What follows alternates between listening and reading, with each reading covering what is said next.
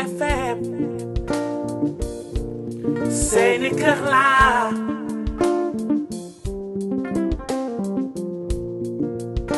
mën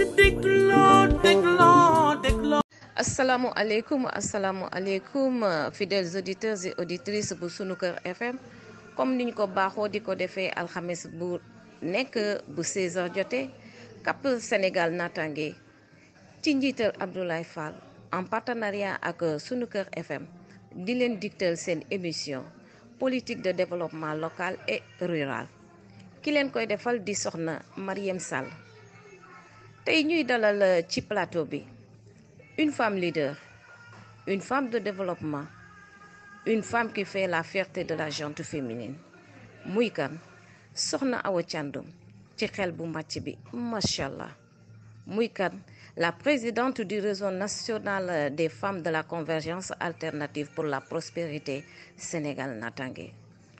ku ne prospérité ne Natangué ku ne Natangué ne développement ku ne développement ne yokkute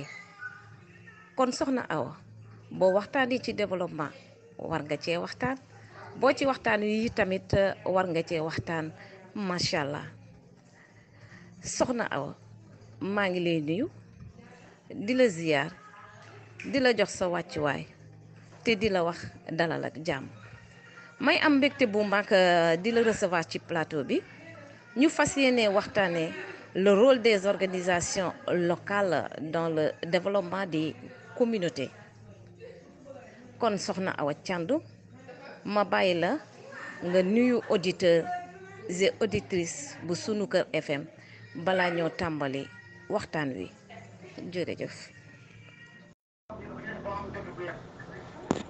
asalaamaaleykum wa rahmatullahi taala wa barakaatu maa ngi nuyu ñëpp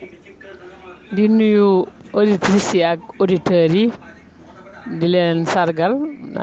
di nuyu diaspora bi di nuyu waa Sénégal yëpp di nuyu waa sunu kër FM ñi nga xam ne ñoo ma dalal di nuyu soxna Marième Sall présentatrice bi nga xam ne moo ma dalal ci émission bi ci plateau bi maa ngi leen di nuyu soxna Marième bu baax a baax di la ñaanal jàmm di wax ne mbégte la ak kontaante ci ñëw jàkkaarloo yow nii di waxtaan ak yow. soxna Awa Thiandoum fay naa la te di feddaliwaat sama kontaante di dajante ki yow ci plateau bi macha allah kon nag Awa ñu xuus si waxtaan wi soxna Awa gis naa ci jamono ji ñu toll développement dafa soxal àddina wërgal képp pour ñu mën a liggéey ci wàllu développement il faut que d'abord askan wi organiser ci gox-goxaat yi ba taxawal ay organisation locale pour le développement de leur communauté léegi soxna Awa ma lay laaj yan genre organisation locale ngay faral di gis ci gox-goxaat yi. waa soxna Marième maa ngi am mbégte di ci sa laaj bi fas yéene laa tontu gox-goxaan yi boo ci demee dafa bëri ay kuréel yu bare nga fa ñu commencé ci famille bi la famille moom c'est une organisation boo jógee ci famille ba nga dem ca penc ma nga fekk fa association yi nga fekk fa association socio-culturelle yi mooy ASC yi nga xam ne ci sport la ñuy yëngu nga jóg fa dajeek groupement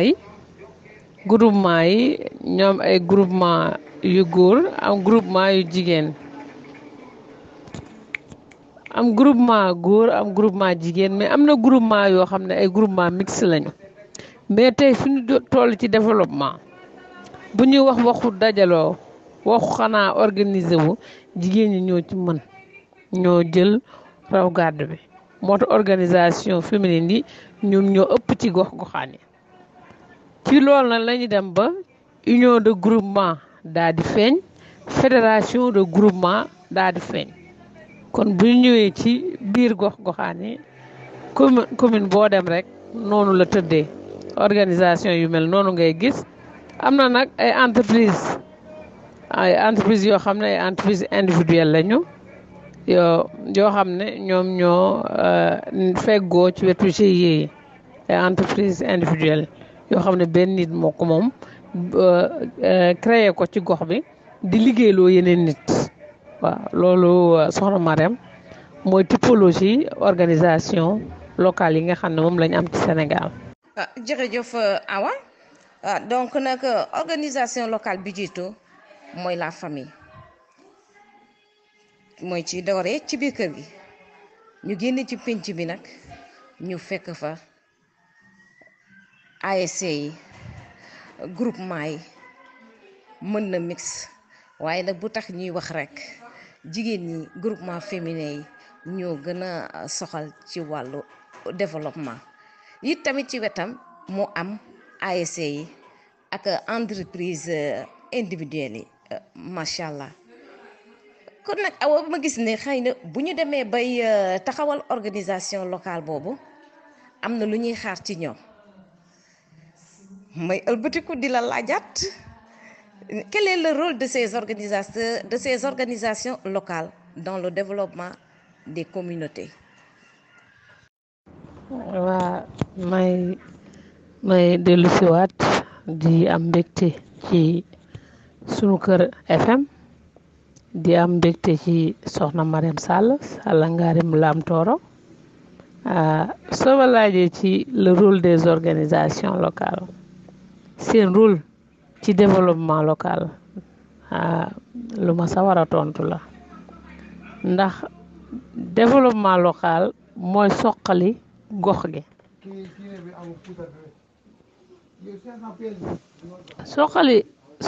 soqali gox bi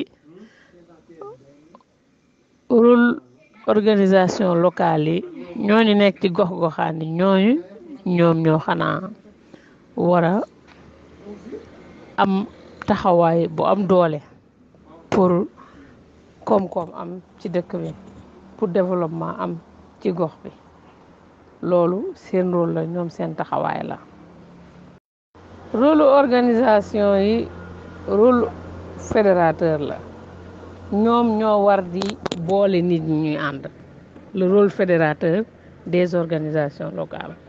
buñ jógee ci rôle fédérateur ñuy def rôle de développement du capital humain mooy maanaam nit ñi nga xam ñu ngi ci gox bi rôle kuréel yooyu moom mooy ñu capacité leen bu may wax capacité mooy ñu tàggat leen defal leen ay formation yoo xam ne moom mooy li nga xam moom lañ bëgg. waaw formation yooyu may wax dañ koy basé wu ci bëgg-bëgg communauté bi ndax communauté bi ñoom seen besoin en formation ci tàggat ñoom ñoo koy wax bu ñu ko waxee ci la organisation yi def recensement des besoins en formation daal di def classification bu ñu defee classification ba pare nag groupé ko xam yan formation la ñu war a def loolu rôle organisation la buñ jógee ci rôle formation boobu dañuy jóge ci rôle socioculturel moom organisation locale yi ñoom ñoo war lu jëm ci wàllu demalanteeg dëkkalante bi cosaan ak aada ñu koy di ko développé di ko séddoo di ko gën a tas di ko capitaliser pour nit ñi ngeen ko mën a jëriñoo ba xale yi nekk ci soog a juddu sax mën cee jëriñoo loolu rôle organisation la mooy développement socio-culturel développement socio-organisationnel aussi liggéeyu kuréel yooyu la mooy maanaam nit ñi demalante di fekkalante organisation yi ñu defar ko ba mu baax ba nga xam ne ñoom am nañu ay statut règlement intérieur xam fu ñuy teg seeni tànk loolu yëpp ci développement socio-organisationnel la loolu nag rôle organisation locale yi la tam ñoom ñu xamal ko askan wi ñu xam ko ba ci loolu ci la ñuy joggi lu jëm ci wàllu formation tàggat nit ñi ci gox-goxaan ba ñu xam seeni droit mooy lan seen àq seen devoir aussi ñu xam ko muy seen yelleef àq ak yelleef yi ngi am ne moom lañu am ci biir commune bi ñu xam ko loolu yëpp organisation yi locales yi ñoom ñooy organiser formation. waa tàggat yooyu itam ci la ñuy tàggatee doomi aadama yi ba ñu nekk ay citoyen modèle mooy nga xam sa devoir ci askan wi nga koy def sa droit tam ci askan wi nga xam ko boo jotee nga revendiquer boo ko bëggee nga jot ci donc rôle socio organisationnel boobu organisation locale yi am moo nekk noonu buñ jógee ci loolu nag ñu jóg tàbbi ci développement économique moom mooy koom-koom rôle organisation locale yi mooy ñu gën encadrer gunge nit ñi pour ñu am koom-koom ki gunge ñu am koom-koom boobu tam dañuy xool lan moo gën a dox ca gox ba lan moo gën a dox te loolu pour ñu def ko ay étude laaj lu organisation yooyu ñoom ñoo koy def ay étude la laaj ñu xam yan pôle d'émergence économique ñoom ñoo gën a baax ci gox bi buñ ko xamee ñu jéem nag xool nit ñi nan lañ leen di dajalee pour ñu mën nekk autour de ces pôles d'émergence économique loolu organisation locale yi te tey ñu ngi koy def bu baax a baax ñu ngi ciy bay seen waar bu baax a baax ku ci nekk rek organisation boo gis rek ma ngi koy bay ay waaram te nag li ñuy wax naan bay ci sa weyu tànk mooy loolu organisation locale yi dañoo am doole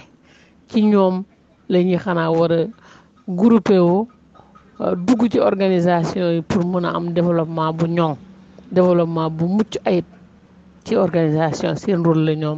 ñoom ñooy def loolu ba loolu mën a am ci gox bi ba ku nekk li ñu wax naan partage équitable des ressources et des revenus au niveau local mu mën a am organisation ñoo ci jàpp bu baax a baax. mu ñëwaat ci le rôle de développement économique des organisations locales ñoom ci wàllu koom-koom dañoo war a xam ne nit ñi kuréel yi ñoom ñoo leen war a jàppale gunge leen pour koom-koom am ndax gox bu amul koom-koom rek baaxul gox bu amul koom-koom moom mooy waral nit ñi jóge fa dem wuti koom-koom loolu mooy andi immigration mooy maanaam nit jóge dëkk ak dëkk ba gis nañ fi ba Barça wala Barsax ñu gis fi tam Sénégal yi jóge fi góor ak jigéen moodu ni mu amee faatu am loolu yëpp dañoo gisul koom bi fi ñu ne dañoo gisul koom ba fa ne dañ faa gisul seen bopp ñu dem jiggaani nga gis ñoo xam ne dañoo jóge ci réew kaw gi ñëw ci taax mu exode rural donc dëkk soo amul koom-koom baaxul. macha allah Awa waaye maa ngi lay ñaan rek nga may ma tourner tuuti ci régie bi pour lancer une page pub après ñu mën a continuer émission bi. asalaamualeykum fidèles auditeurs et auditrices bu Sunu Kër FM. Nous vous informons que vous pourrez suivre l'émission politique de développement local et rural par YouTube en téléchargeant Sunu Kër FM par Play Store ou App Store. Nous vous prions d'y faire un tour. jërëjëf sant ak gërëm ñeel na leen. xanaa ma tourné waat rek ci yow macha allah. te aw di la wax ne tënk nga rôle yëpp ci fànn bu ne waaye ma dégg ci say wax nga ne pour ñu am développement bu mucc ayib il faut que it aussi tamit organisation locale yi def seen rôle waaye awa ñu gis ni organisation locale yi ni ñu waree impacté ci gox yi dafa des ndaxte doxalin bi dafa sooxe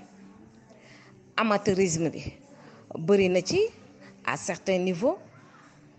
lëkkaloo bi tamit des may laaj kan la ñu war a choisir comme fédérateur des différentes organisations locales pour que organisation locale yooyu mën a assurer le développement du capital humain boobu ngay wax ci nga xamante ne si la ñu war a tàngat nit ki waaye ñoom it tamit ñu war a mën a tàngat organisation yooyu ba nga xamante ne dinañu mën a fédérer seeni doole ak seeni xam-xam ba doon benn say mën a àndandoo liggéey ñi aussi tamit ñu war a favoriser le développement socio-organisationnel et économique socio-culturel ba ci socio-culturel yooyu nga xamante ne naam dañ daan jël ASC yi bu nawetaan jotaan wala mu passé dañ daan gis dañ ci daan def ay activités culturelles yu bari naam yenn groupement yi buñ ko mënulee war nañu mën a rabattre ci association ASC yi ba loolu ñu di ko mën a dundal ci jamono vacances yi ñu mën a occuper xale yi mais loolu yëpp nag pour mu mën a am mu faciliter demalante bi ak dikkalante bi ak jokkalante bi nga doon wax ci différents rôles yi ma ne léegi nag il faut que mu am ki nga xamante ne wax fa dëgg yàlla moo war a gérer rôle boobu muy rôle fédérateur boobu kan la war a mën a doon comme personne ressource. waa Mariam li nga sa laaj am na solo lool nga am synthèse boo def mooy analyse boo def ne impact bi nga xam ne moom la organisation locale yooyu am war a am ci gox-goxaan yi loolu amul nga ne nga déceler amateurisme am na nga ne pour ñu dajale nit ñi aussi jafe na yooyu yëpp dafa am impact bi des na am na gox yoo xam ne gis nañ ko fa amateurisme li koy andi mooy ne diw def naa dara naa ko toppandoo groupement bële réussir na lii nañ ko def mais duñu jaar ci yoon bi ñu war a jaar loolu mooy amateurisme boo ko déggee loolu la mooy nit ki nga xam day manaatu mënul gëstuwul mais day manaatu pour seulement mu am xaalis bu mu mën a dugal ci boppam pour jëriñoo ko soit moom kese wala ñi ko wër loolu mooy amateurisme li nga xam ne nag dajale bi aussi am na organisation féminine yu dëgër surtout booy xool ci jigéen ñi yu dëgër yoo xam ne seen taxawaay dafa dëgër ba ñu def ay fédération léegi loolu am na mais am na ci yoo xam ne nag seen taxawaay dafa des kon ñooñu itam dañoo war a liggéeyaat ak ñoom pour ñu mën a organiser wu bu baax a baax sa question bi nag Marème mooy kan moo war a maanaam yore kanamu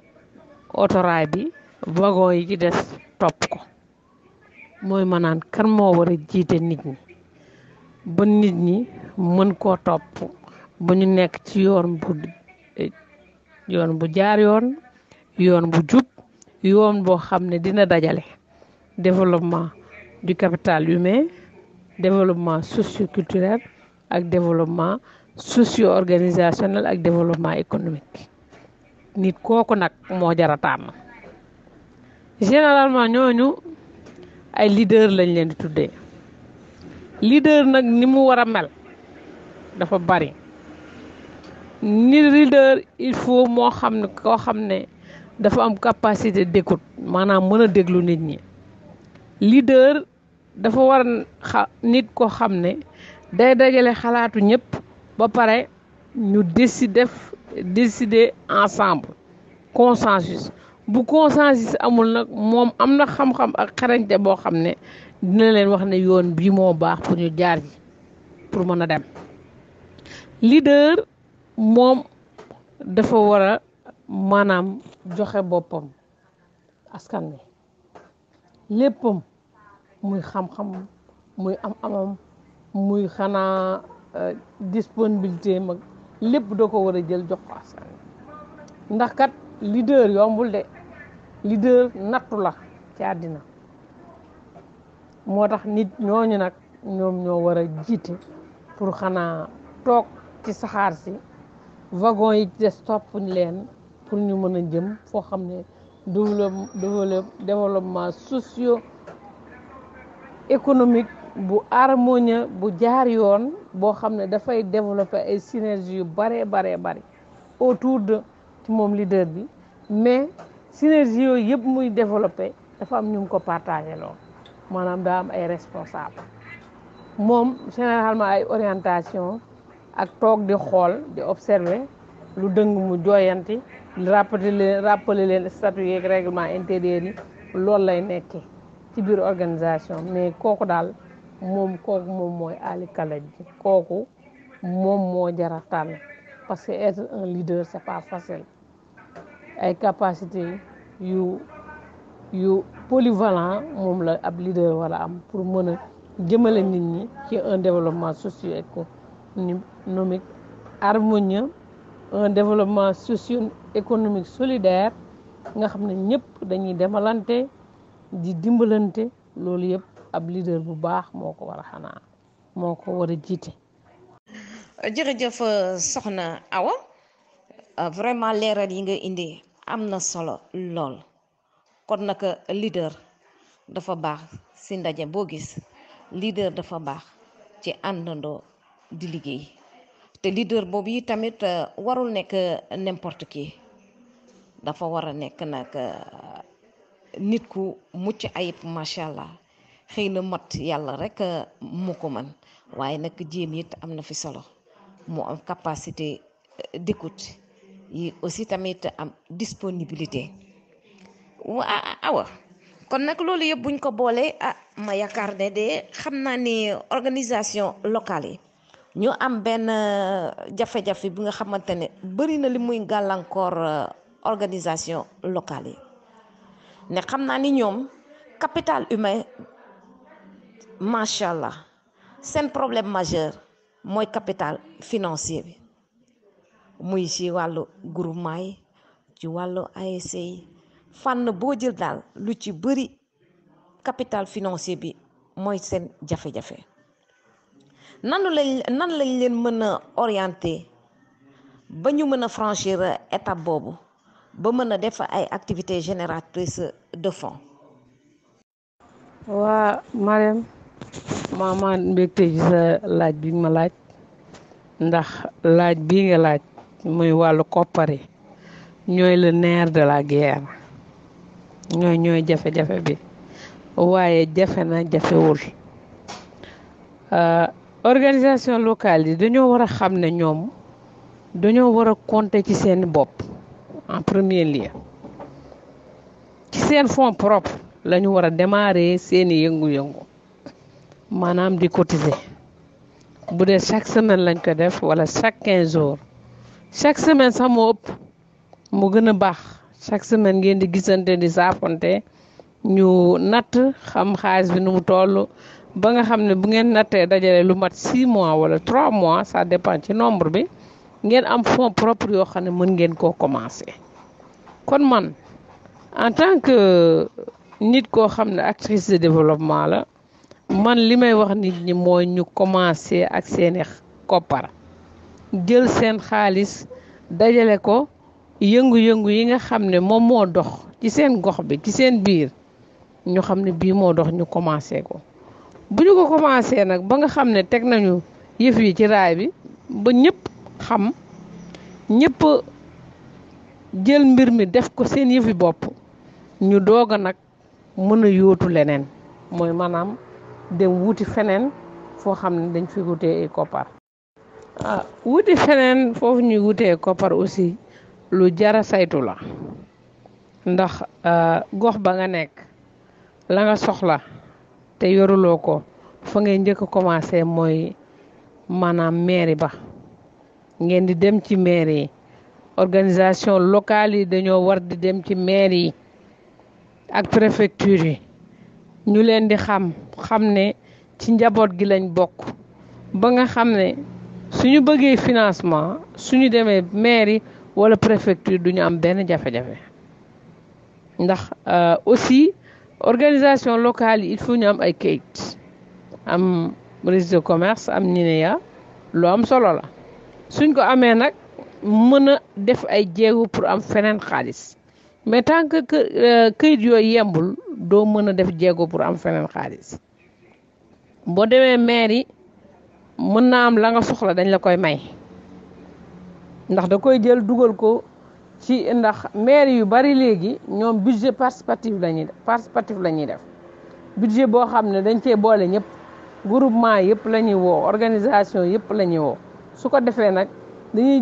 jëlaale loolu ngeen soxla te amu leen ko ñu dëxañ ko ci biir budget participatif pour mën leen ko mën a wutal subventionné leen ko donc kon partenaire bi njëkk ci organisation locale yooyu moom mooy mairie bi ak préfecture bi ndax préfecture bi dafa am ay financement yu fay jaar financement yu am solo yoo xam ne taux d'intérêt bu oyof lay doon 5% lay dem ba 7% moom la groupement yi mën a fay moom la organisation locale yi mën a fay ku passé 7% mënoo cee liggéey donc nañuy dem ci préfecture yi bu ñu jógee ci loolu nag am na ay acteurs intervenants mooy maanaam gox ba nga nekk am na ay acteurs mooy ONG yi ak yeneen organisation yoo xam ne ay yenn saa yi bitim réew la ñuy jógee di jël nit ñi di leen gunge ci wàllu formation ci wàllu ay koppar di leen ko jox ñooñu tam mën ngeen leen dem seeti organisation yi dañ leen di seeti lëkkaloo ak ñoom pour ñu leen di jàppale ci yenn yi mën naa citer quelques organisations comme Plan International nga xam ne ci wàllu école yi affaire éducation affaire petite enfance loolu lay dimbalee nit ñi di leen dimbali xale yi ci li nga xam ne mooy li ñuy jàngee école bi bu dara yàqoo wala table banc yi bu manqué Plan International yooyu yëpp da ci yëngu ak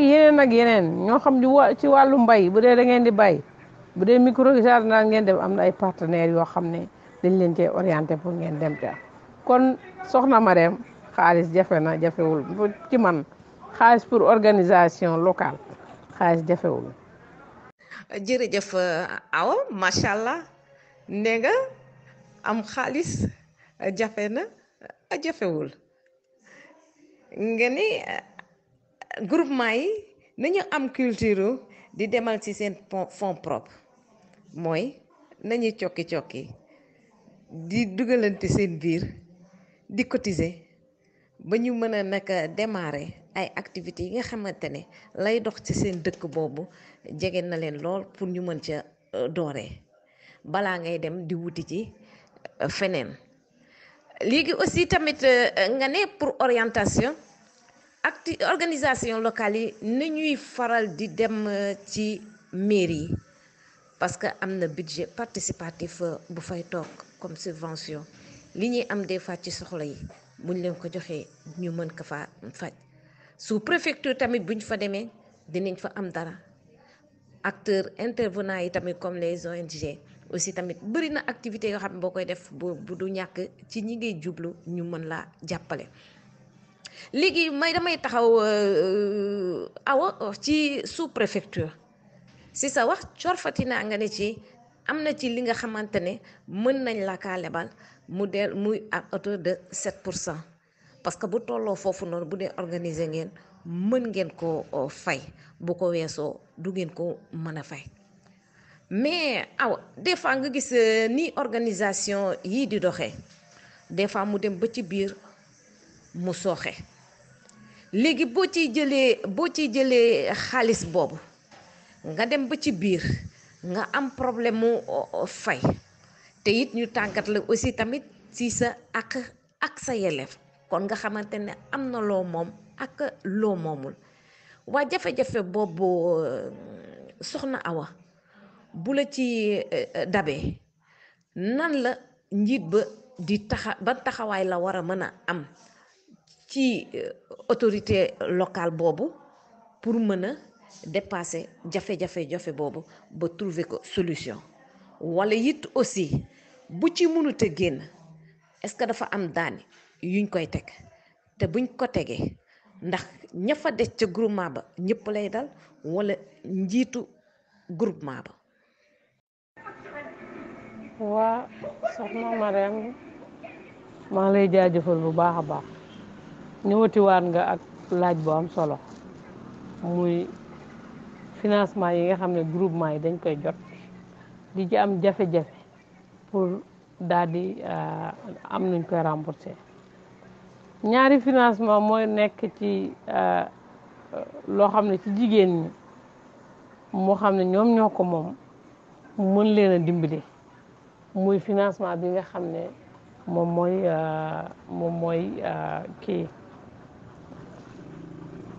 mooy le fonds de crédit pour les femmes fonds boobu état bi mi ngi ko logé ci ministère de la femme wàcc si ba ci biir gox-goxaan yi lëkkaloog gouverneur ak préfet wala sous-préfet ñuy joxe crédit yooyu généralement ministère bu ñëwee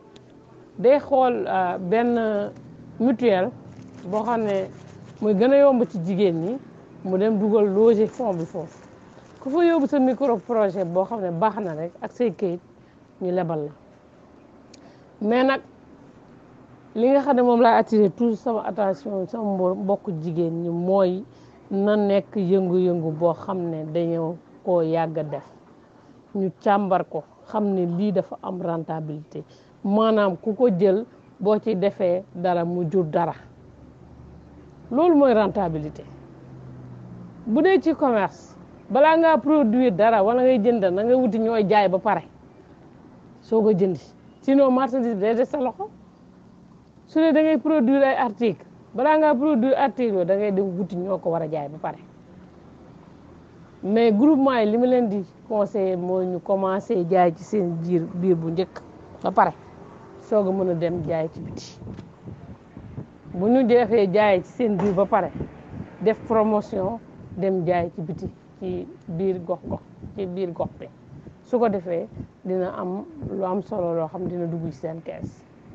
mais lu jëm ci wàllu remboursement crédit yooyu leader bi moo war a am fullaam ak faydaam ndax lépp kat su seetaanee tam lépp ci moom lay ci kawam lay dalaat ndax buñ fàtte ne caution solidaire lay doon présidente groupement bi wala président bi moom mooy joxe signature am daal di koy garanti suñu fayul président boobu wala présidente boobu lañuy wax na fay njabootam taxaw fay wala ñu jël ko daal di koy téye yoon yóbbu ko ci yoon te ñaanuñ ko yàlla donc président yi leader yooyu il faut tam ñoom ñu am formation bu dëgër ci gestion administrative et financière lu am solo la mooy la GAF c'est la gestion administrative et financière dañ ko war a leader yi dañ ko war a xanaa am bureau bi da ko war a am ba pare nag famille yi am dañ ñoo xam ne dañ ko war a ñoo xam ne dañ leen ko war a defal képp koo xam ne yaa ngi yëngu ci loo xam ne dafay génne duggalante ak génnlante ay koppar rek il faut ñu defal la gestion financière mooy tax nit ki di gérer xaalisam xam nu mu koy dugalante ba am ci bénéfice jël bénéfice bi di rembourser prêt bi te prêt bi du fi am benn jafe-jafe te dina gis boppam itam ndax day am ay bénéfice moo bamtuwaat caution solidaire président wala présidente dem garanti nit ñi wala président na ko nit ñi dimbali présidente na ko nit ñi dimbali ba nga xam ne fay bor boobu mu yomb nit ñi jox ko xaalis bi buñ ko joxee xaalis bi mu mën koo dem déposer ci compte ba buñ koy déposer ci compte ba heure bu fay jotee rek dañuy machine bi day defalke li ñu war a rembourser daa teg waru ñoo xaar ba remboursement bi bëgg a jot ñuy dem déedéet saa ñu liggéeyee rek bu yembee dañuy dindi seen bénéfice dem yóbbu ñu liggéeyee bénéfice ñu dem yóbbu su ko defee ñoom dañuy fay ci seen teey bakkan te benn jafe-jafe du ci am donc groupement bu am jafe-jafe remboursement rek xamal ne ci waa groupement ba la ak njiit bi seetaan leen te bu leen seetaanee rek lépp ci moom lay delluwaat lay daanuwaat. ama lay wax encore jërëjëf soxna Awa kon nag femme de développement bi ñu doon wax kenn dootu ko nattamle lu nekk la ndax ci say développement ni muy génnee ci xol dugg ci xol génne ci gémmiñ dem ci nopp jaar ci nopp dugg ci biir xel loolu macha allah ku maîtriser sujet rek moo ko mën a def te Awa ñi ngi lay delloo di la jaajëfal waa léegi Awa macha allah kon li nga wax mooy leader bi ak njiit ya nekk ci groupement yëpp dañu war a mën a am formation ci gestion administrative et financière dina leen permettre ci lu ñuy dugg ñu xam ko te it tamit su dee leer nga leen ne mënul leen dugg boo leen duggee ci yenn engagement yi du ngeen ci génn ngal la yem leen ci seen cokki-cokki xool ci nga xamante ne ma ngay dox ci dëkk ba ngeen di ci jaay nànk-nànk ba ngeen di pare taxaw ne bu ëllëgee du ngeen ci am benn jafe-jafe macha allah. waa Awa léegi ma gisaat it aussi tamit toujours ci groupement yi damay gis ni gaañi dañ ciy dugal avec wax fa dëgg yàlla dama koy dégg rek mais man xawma nan lay doxee ak ban apport lay amal groupement bi wala organisation locale yi ma bëggoon rek nga baaxee ñu ci ay leeral ba ñu aussi tamit mën ci am formation bu ndaw a ndaw tant soit peu baax na ndaxte nit ki lu mu la baaxee ci xam-xam rek jëral te ne pat te naa ko Awa sama séeréer bi jaamu buur bi dolli ba macha allah. jërëjëf soxna Marème avec phénomène la bu jóg mais nag am na fu mu baaxee am foo xam ne baaxul ngeen baal ma ci terme bi ndax avec yi ñu ngi ko copier ci ñun calebasse de solidarité yi nga xam ne ñun moom lañ sampoon ñun acteurs de développement yi ñun dañoo def ay calebasse de solidarité biñ koy tàmbali ñu ngi ko tàmbalee ci kaw gi ñu xool ci kaw gi dafa am weer yoo xam ne dañuy ndóol lool muy la période de soudure ñu koy commencer ci mois de mai juin juillet août septembre ba octobre mu nekk lu metti ci kaw gi ci loolu ci lañu joggi def ay gëstu yu baree bari ci askan wi ba taxawal ay calebasse de solidarité bu ñu waxee calebasse de solidarité leget goo xam ne la leget goo xam ne nit ñi dañuy cotiser mais cotisation bi dañuy koy tàmbalee ci gën a tuutile alal comme par exemple ñu ne dañ cee bugg a boole ñëpp ñi am lu tuuteeg lu baree ci yem généralement calebasse de solidarité yooyu ñëpp ci bokk yem ñu méngoo ne chaque semaine nañu andi fukki dërëm chaque semaine nañu andi 100 francs suñu demee cotiser loolu ba mu yem ba am juróom benn weer ñu commencé def ay yëngu-yëngu ci seen biir loolu moo wundoon calebasse de solidarité yi xaalis bi bu ñu ko jëlee tam di ko denc soo demee ba nga am soxla da ngay ñëw nga ne man ka dama am soxla bii dama bëgg a démarrer activité bii ñu yëkkati ki labal la wala nga am soxla bu la dab sa kër boo waxee dañuy yëkkati jox la après nga ñëw rembourser mais remboursement bi du am benn tegandaay foofu contexte boobu la ñu créé woon calebasse de solidarité ba ñu demee ba ci biir nag lañ ko cuub dem dugal ci ay avec loo xam ne la ba li may mujjee xam du loo xam ne législation Sénégal nangu na ko donc man ci li ma d'accord mooy leget yooyu ñu continuer ak caisse yooyu ñu continuer ko mu nekk ay caisse d'épargne et de crédit mais caisse yooyu du teg intérêt kenn ku mu lebal loolu baaxul ci askan bi intérêt nekk di cotiser boole seen alal ba pare bëgg a jël intérêt teg ci loolu ah non non loolu xel mu sell nangu ko baaxul aussi parce que day gaañ nit ñi ndax ñëpp bokkuñu ay activité ñëpp bokkuñu ay bénéfice donc boo lebalee nit ki mu dem defi activité na nga lebal ko ñetti weer moo tax ñu toujours solidarité boobu ñu koy andi toujours mooy ay fonds de solidarité la dañuy cotiser dajale suñu alal ñoo ko moom di ko leblante suñu biir mais du am benn intérêt mais avec yi ma gis man gis naa ay avec yu bari yoo xam ne dañuy teg intérêt te intérêt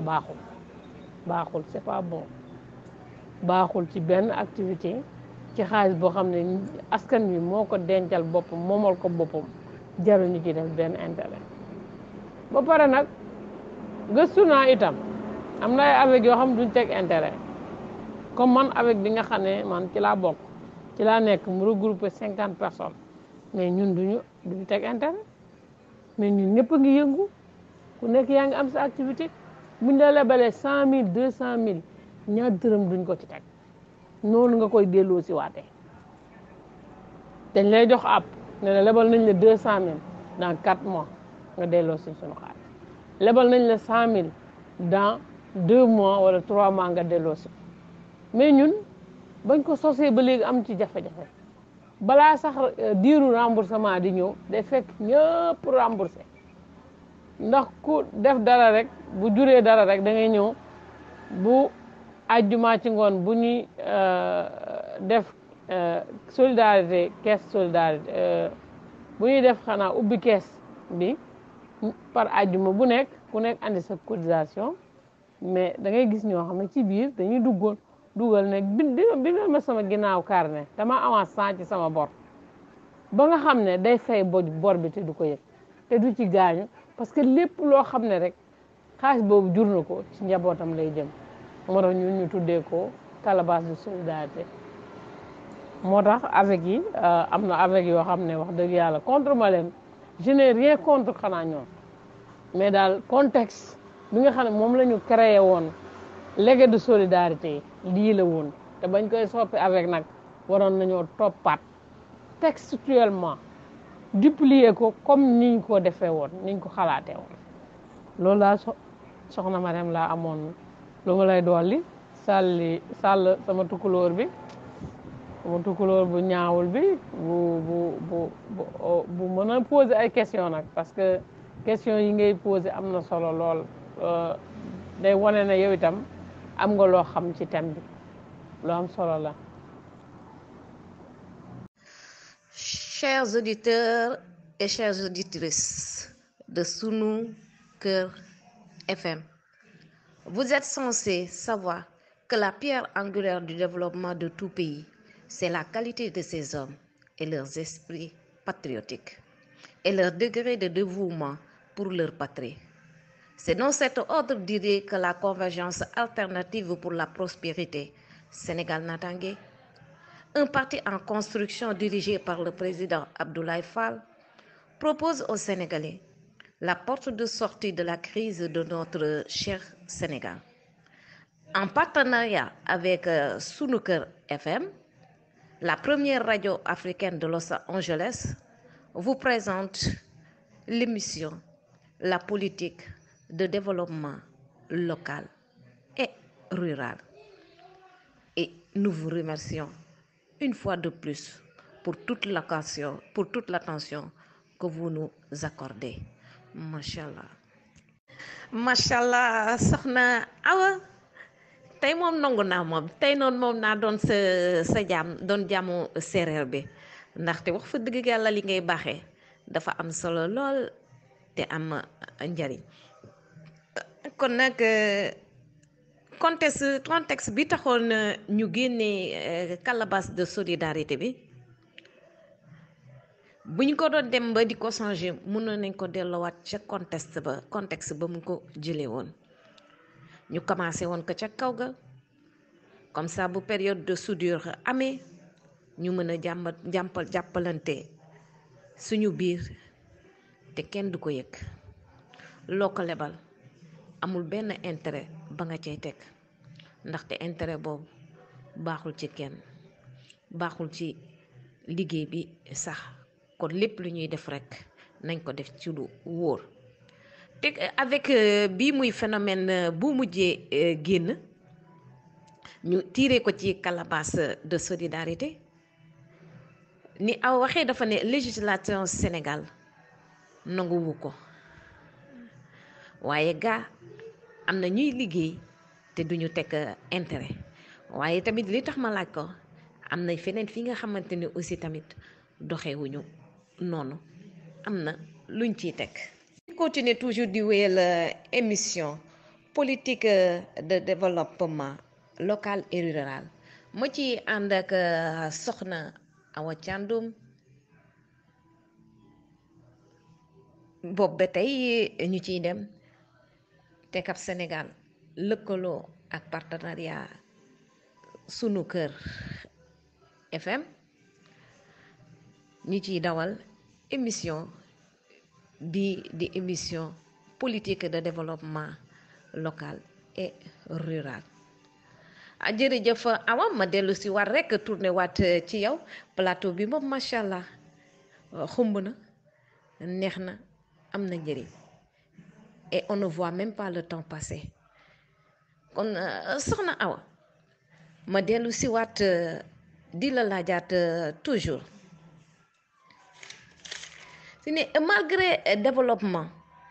capital humain bi nga doon wax sànq ca kaw ak développement socio organisationnel bi ñuy tendre ak organisation locale yi di war a favoriser développement économique ñu gis ne malgré loolu yëpp phénomène immigration bi ak exode rural bi tey la gën a bari ma dégg ci sa biir wax ne organisation locale dañoo war a favoriser la création de pôles d'émergence économique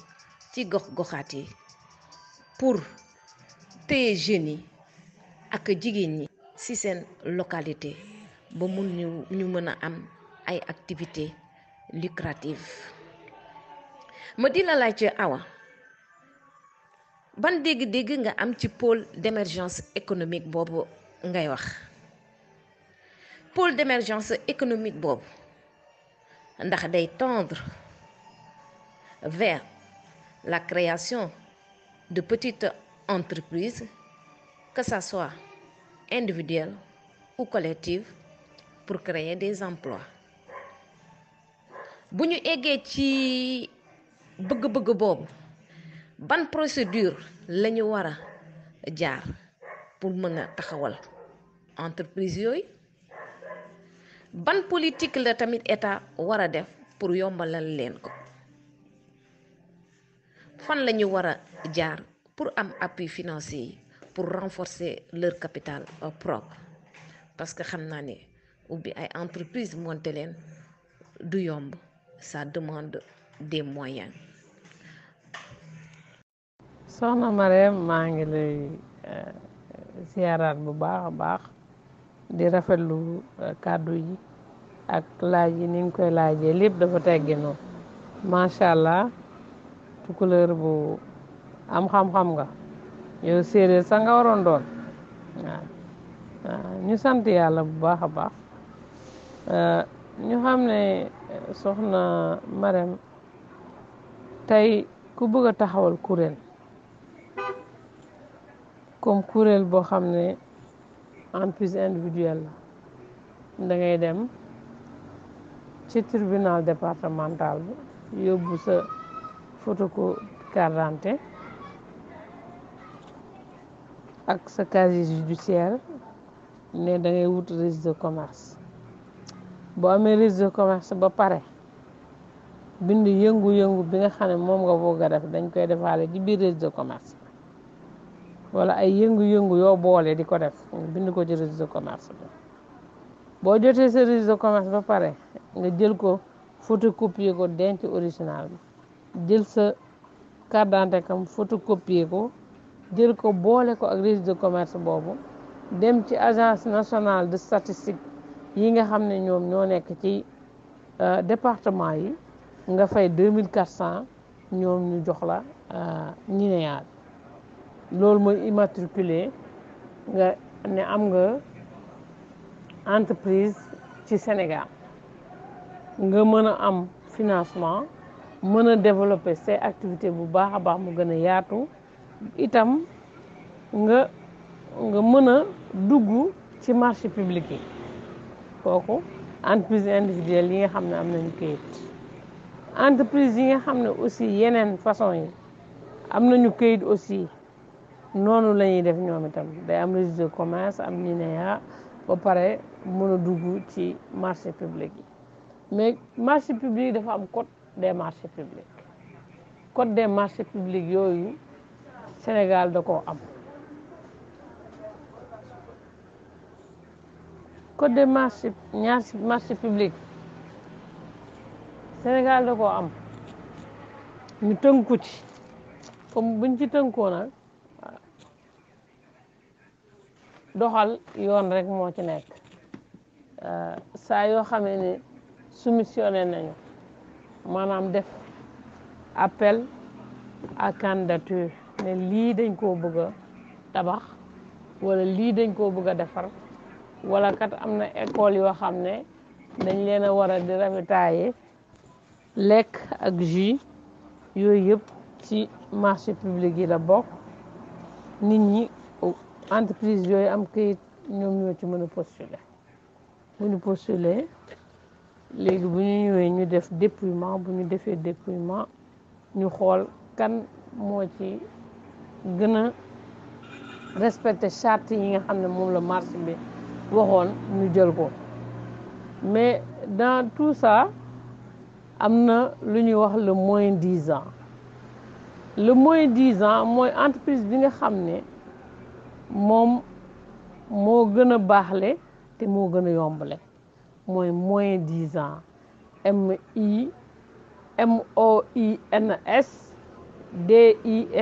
MOINSDISANT moins 10 ans comme loolu la ñuy wax xanaa entreprise bi ñuy jox marché bu ñu defee noonu nag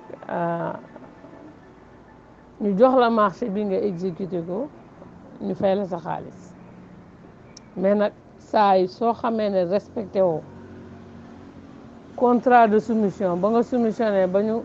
jël la tànn la contrat ba nga xam ne moom nga def ak état bi boo ko respecté wul ay daan day tegu sa kaw wala itam nga demaat reprendre la nga doon def donc nit ñi nañ ci bàyyi xel balaa ñu ci dugg bu baax a baax a baax a baax yeneen comme groupement yi ñooñu tam ñu liggéey yomb na nañu dajale seen xaalis xool yëngu-yëngu yi nga xam ne moom la nit ñi di bëgg a def parce que man aussi damay teg baaraam tuuti Marème ci fenn muy nit ñi nañ leen di bàyyi ñuy jël ay activités yu ñu bëgg a def maanaam ñëw ne lii laa bëgg a def ngeen xool nan ngeen ko ci gunge ndax baax na ndax porteur projet bi dafa am solo pour mu xam lan la bëgg lim bëgg a def ngeen fekk ko ci ba pare gunge ko yéen ñi nga xam ne ay personnes ressources ngeen ci biir groupement yi ba nga xam ne du daanu ci benn ndëgg sarax donc loolu lu am importance la pôle d'émergence économique bi may wax pôle d'émergence économique mooy gox-goxaan boo xam ne ay groupement yu bari ku nekk yaa ngi yëngu ci lu nekk ñii dañuy yëngu ci defar céréales ñii yëngu ci defar fruits et légumes ñii yëngu ci defar confiture ñii yëngu ci defar soow ñii yëngu ci defar ay jus di jaay ñii yëngu ci affaire restauration ñii yëngu ci affaire commerce loolu mooy pôle d'émergence mais pôle boobu dafa am ñooñu wër noonu ñoom ñooy taawu pôle bi ndax pôle boobu dafa am benn cadre boo xam ne dañ koy samp ñooñu noonu foofu la ñuy groupé di waxtaan di échangeante di weccante ay xalaat même ay doolante ay formation yooyu yëpp dañ koy def su ko defee ñoom dañuy chaque jour dañuy gën a yokk chaque jour dañuy gën a yokk buñ ko basé ci les principes de l'économie sociale solidaire day baax nit ki loo xamul sa morom xamal la ko loo mënul sa morom mënal la ko yoon boo xam ne xamoo ko sa morom gunge la ci pour nga jaar fe ba nga am lu mucc ayib kon loolu mooy pôle d'émergence économique nga xam ne koom-koom la foo xam ne boo fa taxawee ci gox ba rek da ngay gis ne koom-koom am na koom-koom boobu nag ñi koy taaw mooy les acteurs économiques ñi nga xam ne ñoom dañoo groupé di liggéey am na ñoo xam ne dañuy créer seen entreprise individuelle ba pare wut ay nit ñu leen di liggéey mais loolu yëpp nag dañuy booloo def benn cadre ñooñu cadre boobu nag moom mooy taawu le pôle d'émergence économique nga xam ne kenn du demati fenn ñëpp dañuy gis seen bopp ci gox bi ñëpp lañuy toog ci gox bi képp koo xam ne mën nga liggéey rek da ngay sentir sa bopp que ne xanaa koom-koom am na ci dëkk bi émergence am na ci dëkk bi mais koo xam ne kay kuy wàlliyaan daa fekk sa waa dëkk tëgguñu soxna Mare loolu rek la nag. jërëjëfate Awa macha allah leera de am na solo parce que nee na naam nit ki buy yëngu ci activité bu tànnalee boppam mu sentir ko ci lay gën a am porté kon porteur projet bi it tamit am na ci solo lool bu tànnee choix am li ñu waral ñun personnes ressources yi mooy ñu gunge ko xool ko ndax ci li mu bëgg yëngu baax na wala baaxul te ba pare ñu gunge ko mu dawal nga ëlbati ko waat daal di ne pôle d'émergence yooyu muy constitué groupement yi nga xamante ne dañuy nekk ci gox-goxaan yi bare lool ku nekk it tamit am ci li ngay yëngu mën nga yëngu ci céréales ci fruits et légumes jaayum crème commerce ñoo xam daal lu nekk luñ ci mën a yëngu daal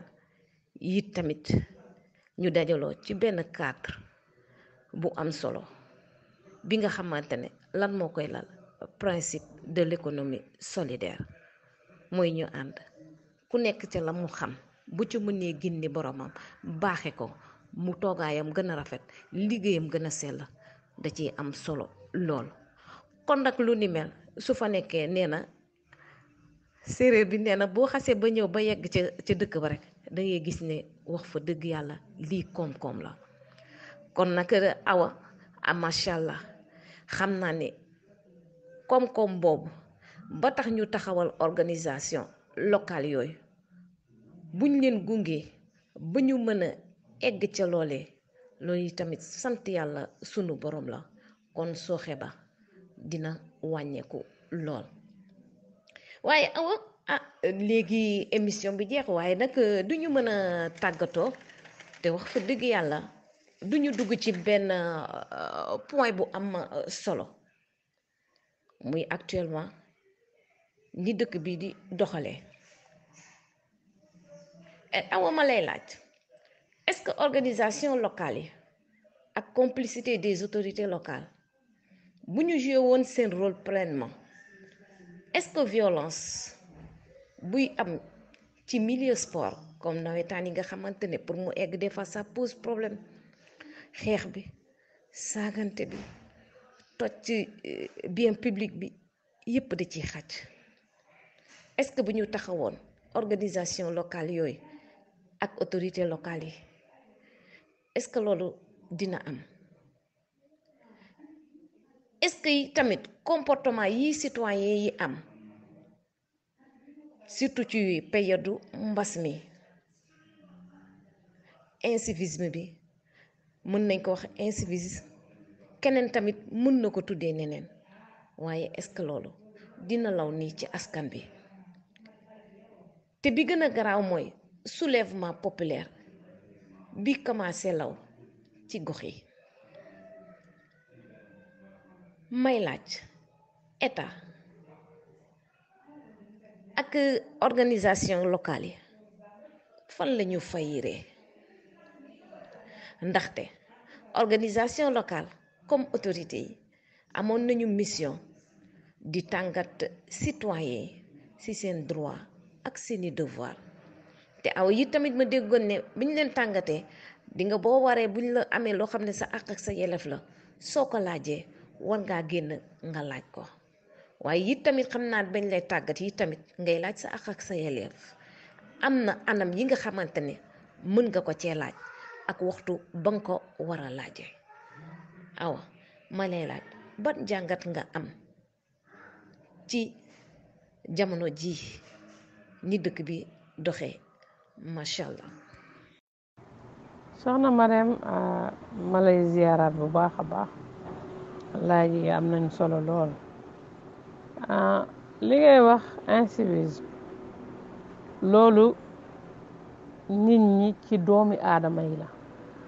ñoom ñoo changé seeni comportement waaye saa yu commune bu mënti doon balaa nawetaan yi di ubbi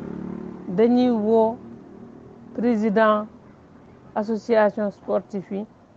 woo kàngam yi woo personne ressources yi woo maire woo préfet wala sous préfet ñëpp ñu def benn lël boo xam ne dañuy def comment éviter les violences au niveau des nawetaan loolu dañ koy def dañ koy sàlloo di ko def saa su ne mais nit ñi ñoo dëgër bopp ndax su fekkoon ne nit ñi autorité impliqué wuñ doo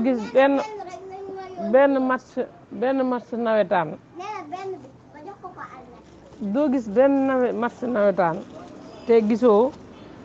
autorité policière yi ñëw saa yoo ñëwee da ngay gis autorité policière yi kon nga xam ne état bi impliqué wu na ji bu baax a baax ak démembrement am nga xam ne ñoo nekk ci localité yi mais nit ñi ci seen bopp ñoom ñoo dëgër bopp ñooy def lu leen neex mais dañoo war a am esprit fair play buñ la gañee nga xam ne yow dañ laa gañe nga dem ñibbi seen kër mais déedéet dem yàq le bien d'autrui loolu pour man yaradiku la ñàkk xam sa bopp la ndax soo xamoon sa bopp doo yàq bien wu kenn bien public ku ko yàq ku ne sa bopp nga yàqal ndax suñu koy defaraat contribuable sénégalais yow sénégalais ñooy cotiser fay ko kon kenn warul di yàq dara boo amee lu la metti di ngeen di dajaloo ci seen kuréel def benn marche dem bind seen mémorandum jébbal ko préfet wala gouverneur gox ba ne ko ñun kat lii moo ñu metti dañoo bëgg mu fajo noonu la nit di def mais tey gis nañu violence dans les nawetaan ba nga gis équipe yoo xam ne dañ leen di suspendre pendant des années loolu tamit règlement bi ci règlement lañ ko teg ci yoon lañ ko teg violence nawetaan bu amee fu mu toll dafa am foo xam ne moom la état bi samp ci ay sanctions bu eggee ci yenn kii rek bavure yi dañ naan lii lañ leen sanction da ngay gis équipe yoo xam ne dañ leen di ay at yu baree bari pour ñu revenir aat ci nawetaan yi donc loolu groupement yi aussi seeni taxawaay moom ñoom dañoo impliqué wu ci loolu dañ ci waxtaan bu baax a baax a baax a baax loolu mooy rôle sensibilisation ndax bu ñu jógee ca lël boobu cadre boobu ñu woote cadre local boobu ba ñu waxtaan ci loolu ba pare bu ñu delluwaatee ci fañ dëkk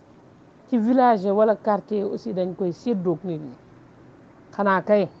mooy dañuy dëgër bopp rek mais wax dëgg yàlla macha allah dañ ciy waxtaan tout le temps saa yu balaa nawetaan yi di ñëw rek dañuy woote waxtaan ci. waa soxna Marème ma delluwaat ma laal tuuti rek ci li nga xam ne pour question bi laal mbas mi ñëpp xam nañu ne mbas mi am na ba nga xam ne lëkkaloo nañu xam actuellement ni lan moo ñuy muccal ci mbas mi ñuy organisation locale yi ñoom wax nañ ba sonn de lépp loo xam ne sensibiliser nañu ci manifestation pandémie bi maanaam virus bi bu la duggee nan lay mel si yow def nañ ko sensibiliser nañu ci xanaa geste barrière yi maanaam distanciation ñu war ko respecter buuxante ñu war ko bañ a def ci kaar yeeg yooyu wala ci lieu public yi beneen bi itam sensibiliser nañu nan la ñuy raxasee ay loxo dem nañu ba ci ay organisation locale ci seen bopp ñoom ñoo jël di joxe ay gel hydroalcoolisé di joxe ay savon di joxe ay liquide madar di joxe xanaa ay dund am na ci ay localités yoo xam ne fii ci Sénégal dañoo lëkkaloo ak ay bonne volonté ñu jox leen ñu dem parce que ñoom ñoo dem ci bonne volonté yooyu ne leen ñun ko dañoo bëggoon ngeen dimbali ci pandémie bi ku nekk am lu mu la yëkkati après dañ koo jël séddale ko ci communauté kon organisation locale yi ak joué nañu seeni rôle xam nga kan moo failli sa mission c'est l'État et ses démembrements qui a failli à ses missions nañu waxante dëgg état bi ci boppam moo failli mission ndax ni mu il a fait une mauvaise gestion de la pandémie la koy def nan la ko defee ma argumenté tuuti mooy mbas mi ba mu amee ñu xam ne dugg na ci Afrique de l'Ouest loolu teelu ñoo tëju frontières yi teeluñu koo tëj ñu ne déet ne waay ñu ne nañu dimbali nit ñi ay sénégalais bonté patriote dem jël seen xaalis joxe bi ñu joxe seen xaalis boobu yëpp wax ju yàqu la nga defuñu ci lenn lu baax état bi def ndax li mu waroon njëkk a def mooy woote waxtaan acteurs yi engagé mu woo leen ne leen kaa leen ñu waxtaan bu ñu waxtaanee ñu ne nan la ñu war a gérer le Covid-19 xel yi génn ñu classifier ko après mu nekk plan d'action ñu xool ku nekk fan la responsable yi féete ñu responsable nit ñi ba pare génnee coût yi ne temps lay jar su ko defee nag dañuy dérouler budget bi rek jël xaalis bi ñëw am fond bi am ñoo xam ñoo ko gérer loger ko ci benn banque am ñoo xam ñoo ko gérer di génne di joxe ay justification mais tey lan la ñu mën a wax lan lañ joxe bilan du am Marème moom mooy wane ne yaa ba tey ñuy constater y a une mauvaise gestion de la pandémie les Sénégalais ne méritent pas ça franchement parler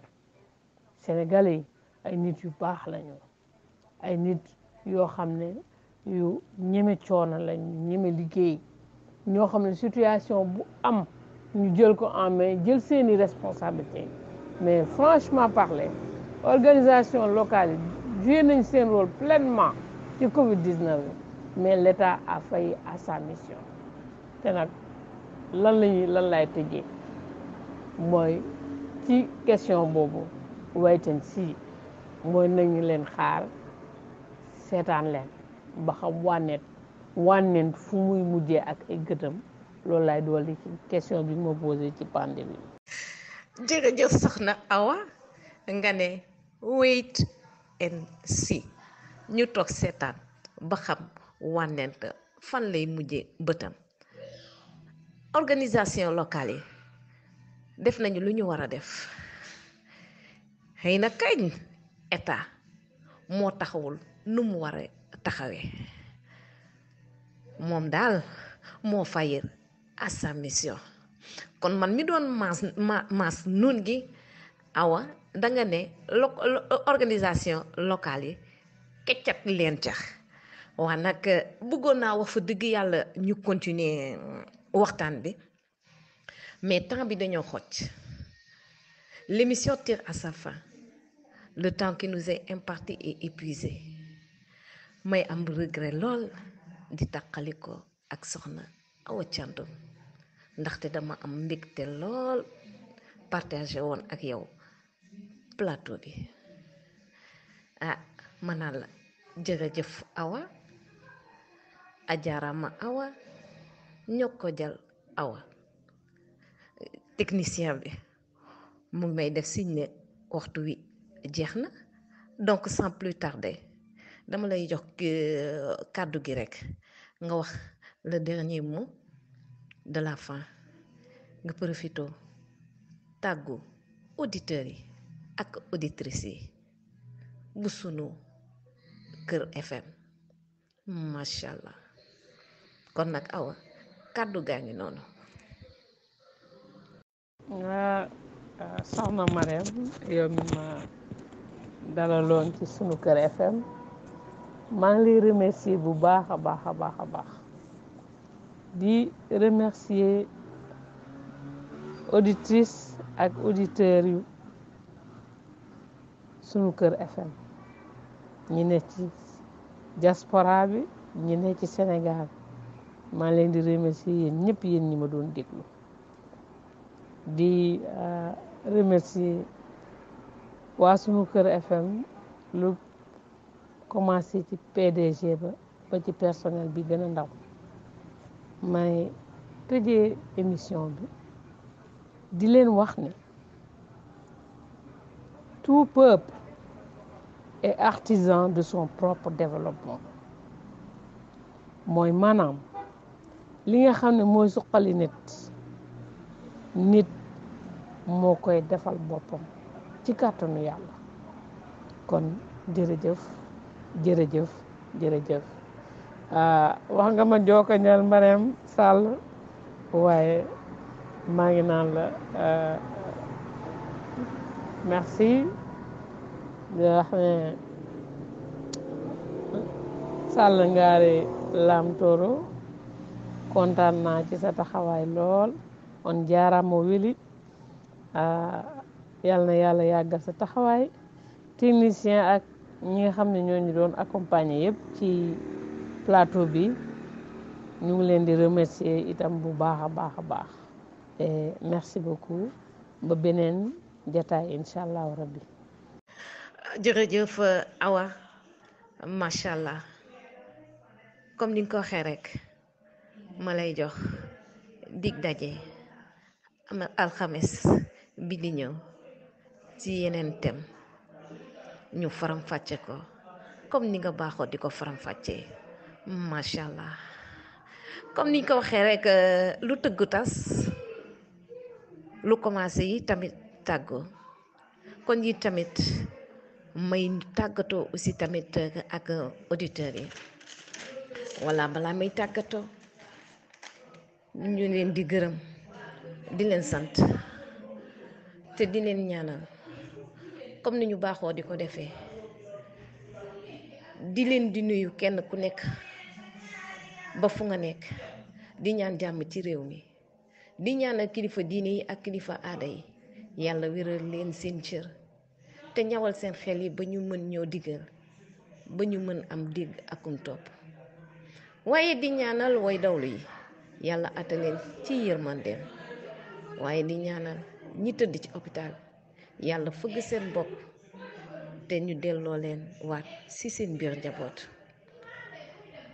waaye nag ñuy ñaanal ñi nga xamante ni caabi da leen fette ginnaaw yàlla jubbanti leen te génne leen fi ñu nekk ba ñu dellu di rëccu lañu defoon tey ñaan bas mi yàlla jële ko fi comme rek niñ ko baaxoo di ko def Cap Sénégal ci njiitu Ablaye Fall en partenariat ak sunu Kër FM doon leen présenter émission politique de développement local et rural ñu leen di féddale suñu kóllëre te ma naan fidèle auditrices et auditeurs bu Sunuker FM. Je vous dis au revoir et vous donne rendez-vous dans d'autres numéros très prochainement. Merci. À vous l'antenne.